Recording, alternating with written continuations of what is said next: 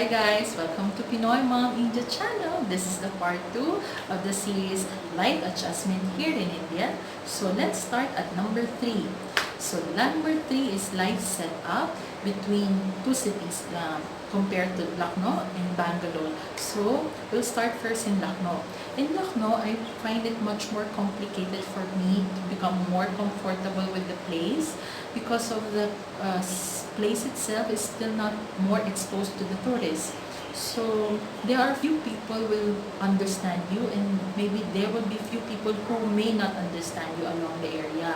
So for me as a tourist or as a person who doesn't familiar with the place and the language, it is very tough and it's very big adjustment for me because I cannot easily go outside if I need something.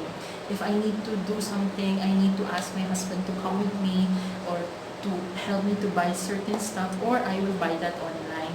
And I miss being I miss being outside because I'm a person who really explores the place. I'm a person who really explore the place itself to do the things that I'm comfortable, and that is my way of shopping, where I do my stuff, where I buy my certain stuff, because I'm very independent. But for Lucknow, I need to adjust big. So I need to be more on sensitive side that I cannot go out, I cannot buy certain things. But thankfully, because of my husband guidance and help, he guide me along the way which places I can easily visit. But still, I'm visiting those places with him. But he teach me the best places to buy stuff, to search few things, or if we will go certain place, I can tell him that I want to go and buy this stuff. But for me, still it is not that easy. So the best thing that I would advise for the people or certain foreigners who will come here and visit, please do research before you visit a certain place, so at least you will know if that place is much more comfortable for you to stay with, or at least adjusted with. Because if you're a foreigner and you're speaking English, in that place maybe they don't speak too much, it will be a big problem for you to adjust or to search something there. And it's very hard because if you don't know anyone here in India, no one will help you easily. So you need to have a connection first. If you have few friends, ask them what is the best suggestion they can give for you to visit here in India, or if they can come and stay with you to help you out throughout the journey. It is better. And for me, as a foreigner, try to do research about the things that can help you along the way. The renting of the cab, or the app that you can use to do the navigation, everything, or translator, or you can download Google Translator to Google Translation. So it is going to help you along the way. And compared to Bangalore, Bangalore is much more commercialized type city. When I start researching about Bangalore, I feel like it is much more like an urban type area, a commercial type city, where people can easily mingle or easily go outside and do whatever they want to do. Maybe shopping, maybe eating outside, maybe doing a little bit of stuff, exploring, or doing just for chit-chat with another nationality. They can do that easily because Bangalore is much more open to the public itself, and people here, the native people here, are much more comfortable in dealing with English language. So it's, for me, it's a plus point. If you are a foreigner, you can easily travel, talk, or ask for help, or a certain thing that you need to go to a restaurant, you can ask those things comfortably. So for me, it's a plus point. But technically, everything has their own benefits, disadvantage, and advantage.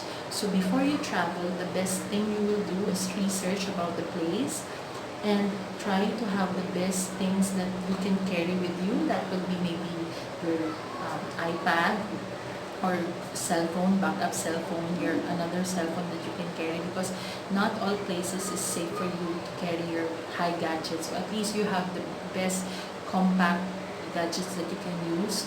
And of course, you need to know a certain factors about the place, about where you will stay, which hotel you will stay, what kind of community or certain places you will live for, how many days, and at least give a few ask questions or help to few people that you know that travel already the certain area that you will go for. And the last but not the least, number 4 is my cravings. My cravings for my country, all about my country. So what is those things? The first thing is the festive, the how we celebrate things, and the food. So let's make it summarize. So for me, I find it more hard to adjust and I feel more homesick when every time there will be a Christmas festival or a New Year celebration, a birthday of my loved ones, and the food that I sometimes crave for or I sometimes remember. Those are the things that gives me the feeling of homesick because I'm a very attached to those things. Since I was a kid, I was being exposed to those setup, the way we celebrate festivals, the way we celebrate Christmas, the way we celebrate New Year's. It is very big and loud. If you are a foreigner and you already experience Filipino hospitality, you know how Filipinos are, how we are as a person in the house or as a party person outside, and you know that everything is more loud with karaoke, with spaghetti, with pancit, with barbecue and Shanghai. Those are the primary food that you will always see in the table itself for all the Filipino family who's celebrating Christmas, New Year's, birthdays. These foods are the common food that you will eat and you will enjoy because these are the home food that every Filipino knows how to cook. And I really, really miss those things. But there will be good and bad side because at least the bad side, I only miss those things. But the good side, I can have to experience in my life, how to experience the setup here in India and what are the experiences I have already in Philippines. Here in India, this way of celebrating festives or Christmas and New Year's and birthdays are very different. Here, it is much more intimate, very close type, very family type. Before they bring friends, they already invited the whole family. So the whole family always present. So even maybe few member will not come, but mostly all the member that close to the heart of the family itself, the uncles, the aunties, the cousin are present. So because they have a close bond, they are much more on the family side.